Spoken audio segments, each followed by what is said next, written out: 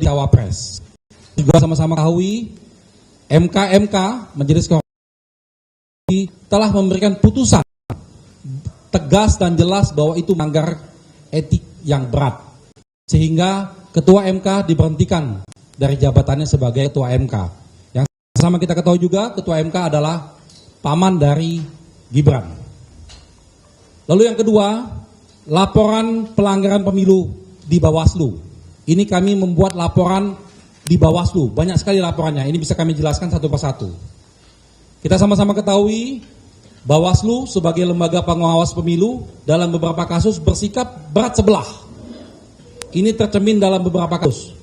Bawaslu tidak menindaklanjuti laporan dugaan pelanggaran dengan alasan kekurangan bukti material. Padahal laporan disahkan dengan alat bukti yang lengkap. Di sisi lain terdapat laporan yang tidak tergolong pelanggaran justru diproses. Sebaliknya, kita ingat ya, pertama tentang laporan kami di Bawaslu. Perkara di Bawaslu nih, pertama, laporan terhadap pantun Cawapres Muhaimin Iskandar. Kawan-kawan masih ingat semua? Terhadap pantun 9 nomor, ini kami telah melakukan sidang 5 kali di Bawaslu. Walaupun hasilnya diputuskan tidak terbukti, tapi yang menjadi persoalan bukan pada putusannya. Pertanyaan kami, mengapa Bawaslu memproses laporan tersebut yang nyata-nyata bukanlah sebuah pelanggaran dengan mengacu pada Undang-Undang Pemilu dan PKP 15/2023. Selain itu, laporan ini hanya disertai satu bukti video dan satu saksi yang bukan saksi fakta, tetapi justru segera diproses. Sedangkan laporan kami yang poin B tentang ke Bawaslu juga ini, pelanggaran dalam silaturahmi nasional Forum Desa Bersatu. Ya, Cawapres Gibran melakukan dugaan pelanggaran karena hadir dalam silaturahmi nasional Desa Bersatu. Forum ini dihadiri 8 organisasi perangkat desa. Kita tahu perangkat desa ini seharusnya netral, namun mayoritas pesertanya itu menggunakan logo paslon 02 di bajunya. Itu sama-sama diketahui publik. Sementara di Gibran melakukan pelanggaran anti pemilu dengan melakukan kampanye di luar jadwal. Bahkan di sana terjadi indikasi manipulasi melalui pembagian uang transport dalam acara tersebut. Nah, yang menjadi persoalannya, Bawaslu Pusat tidak menindaklanjuti laporan ini dengan alasan kurang bukti material katanya. Padahal laporan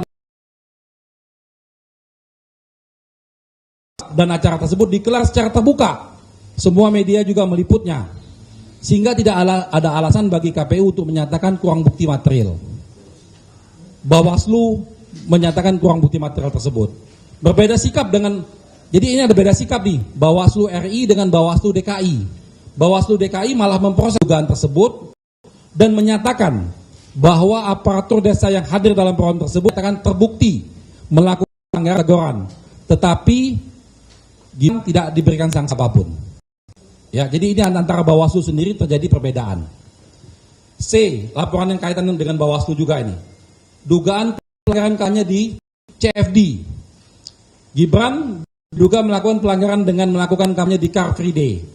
Gibran membagi-bagikan susu kemasan waktu itu dengan dibantu oleh tim kampanye 02. Kegiatan tersebut itu merupakan pelanggaran administrasi sebab CFD dilarang sebagai arena kampanye sesuai peraturan Gubernur DKI nomor 12 tahun 2016. Terhadap laporan tersebut, Bawaslu tidak menindaklanjutin tanpa disertai alasan apapun. D. Laporan pelanggaran kampanye di pesantren di tempat pendidikan. Ini terjadi kembali dilakukan oleh calon wakil presiden nomor urut 2 Gibran melakukan kegiatan kampanye di tempat pendidikan dengan menyampaikan visi misinya kepada para santri dan santriwati yang notabene-nya adalah anak-anak, dan juga mereka membagikan barang-barang kepada santri dan santriwati.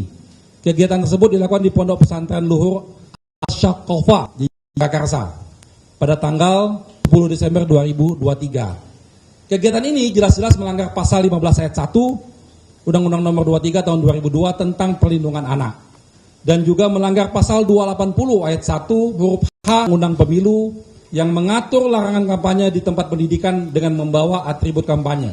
Sejauh ini belum ada tindak lanjut Bawaslu terhadap dugaan pelanggaran ini. A, B, C, D, dan ini E-nya.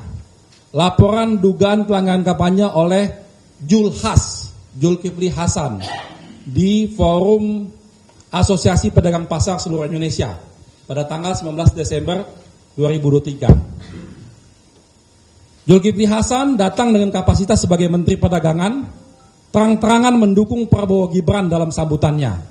Sambutan Zulhas bahkan diduga menistakan agama dengan menyatakan sebagai berikut, nanti kami jelaskan. Terhadap pelanggaran ini, Bawaslu belum mengambil tindakan apapun. F. Ini kita sama-sama sudah ketahui, adalah viral, seorang santri meminjamkan 100 mobil ke tim Amin, lalu dilaporkan ke Bawaslu. Sampai sekarang juga kita belum jelas perkembangannya bagaimana. G.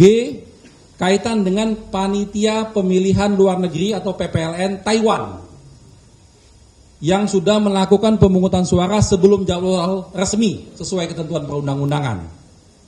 PPLN berdalih kalau tidak segera menggelar pemilihan, pengiriman suara-suara tidak dapat dilakukan sebab ada perayaan Tahun Baru Cina di sana. Ketua KPU menyatakan bahwa kejadian ini bentuk ketidakcermatan PPLN Taipei dan tidak menghitung semua surat-suara yang telah dicoblos. Kejadian ini adalah bentuk ketidakprofesionalan KPU. Karena itu Bawaslu harusnya memproses kejadian ini. Sebab negara juga dirugikan secara material dengan tidak sahnya semua surat suara akibat pencoblosan sebelum waktunya. Itu kaitannya yang laporan kami ke Bawaslu. Yang laporan ke Bareskrim, ini poin nomor 3. Pertama, laporan tentang dugaan penistaan agama yang dilakukan oleh Zulkifli Hasan. Pada acara tersebut tadi sudah disampaikan di awal, Zulkifli Hasan menistakan agama dengan menyatakan bahwa banyak orang dalam jemaah maghrib tidak mau mengucapkan amin setelah Al-Fatihah dibacakan sebagai kecintaannya pada Prabowo. Zulhas juga menambahkan pada tayat akhir banyak yang mengacungkan 2 jari, bahkan 1 jari itu bukan 1 jari yang sesuai ketentuan syariat. Sikapnya Zulhas tersebut diduga melanggar ketentuan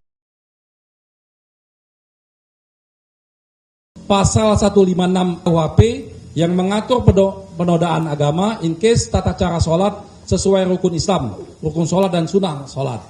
B. Pasal 28 ayat 2 Undang-Undang ITE yang mengatur larangan untuk menyebarkan rasa permusuhan dan kebencian berdasarkan sara. Ini kami sudah laporan ke Bareskrim Polri dan meminta untuk segera dilakukan penyelidikan dan penyidikan terhadap kasus tersebut, mengingat Majelis Ulama telah menyatakan ucapan Zulhas tersebut patut diduga merupakan tindak pidana penistaan agama. Tapi